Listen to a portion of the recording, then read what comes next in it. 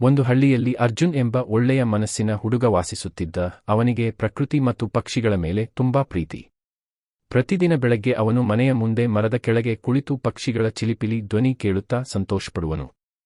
ಒಂದು ದಿನ ತುಂಬಾ ಭಾರೀ ಬೇಸಿಗೆ ಬಂತು.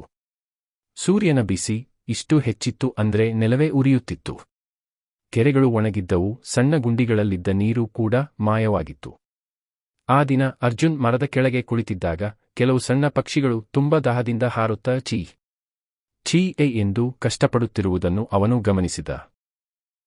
ಅವು ಒಂದು ಮರದಿಂದ ಇನ್ನೊಂದು ಮರಕ್ಕೆ ಹಾರುತ್ತಾ ನೀರು ಹುಡುಕುತ್ತಿದ್ದರೂ ಎಲ್ಲೂ ಸಿಗಲಿಲ್ಲ. ಒಂದು ಚಿಕ್ಕ ಗಿಳಿ ದುರ್ಬಲವಾಗಿ ಕೆಳಗೆ ಕುಳಿತುಕೊಂಡಿತು. ಅದನ್ನು ನೋಡಿ ಅರ್ಜುನ್ಗೆ ತುಂಬಾ ಕಷ್ಟವಾಯಿತು. ಈ ಪಕ್ಷಿಗಳಿಗೆ ಯಾರಾದರೂ ಸಹಾಯ ಮಾಡಬೇಕು. ಇಲ್ಲದಿದ್ದರೆ ಇವು ದಾಹದಿಂದ ಸಾಯಬಹುದು ಎಂದು ಅವನು ಯೋಚಿಸಿದ. ಅರ್ಜುನ್ ತಕ್ಷಣ ಮನೆಗೆ ಓಡಿದ. ಅಡಿಗೆಯಲ್ಲಿದ್ದ ಒಂದು ಮಣ್ಣಿನ ಪಾತ್ರೆಯನ್ನು ತೆಗೆದುಕೊಂಡು ಅದರಲ್ಲಿ ಸ್ವಚ್ಛವಾದ ನೀರು ತುಂಬಿದ.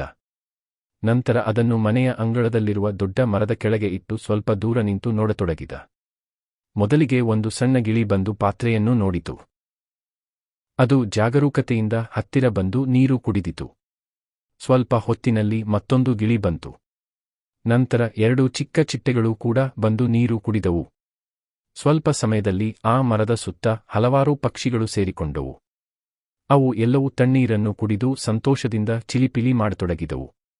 ಅರ್ಜುನ್ ಅದನ್ನು ನೋಡಿ ತುಂಬಾ ಖುಷಿಪಟ್ಟ. ನಾನು ಸ್ವಲ್ಪ ಸಹಾಯ ಮಾಡಿದರೆ ಇಷ್ಟು ಪಕ್ಷಿಗಳಿಗೆ ಜೀವ ಉಳಿಯುತ್ತದೆ ಎಂದು ಅವನು ಸಂತೋಷದಿಂದ ಯೋಚಿಸಿದ.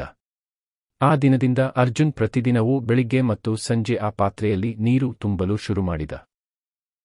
ಕೆಲವು ದಿನಗಳಲ್ಲಿ ಅವನನ್ನು ನೋಡಿ ಪಕ್ಕದ ಮನೆಯ ಮಕ್ಕಳೂ ಕೂಡ ತಮ್ಮ ಮನೆಗಳ ಮುಂದೆ ನೀರಿನ ಪಾತ್ರೆಗಳನ್ನು ಇಡಲು ಆರಂಭಿಸಿದರು.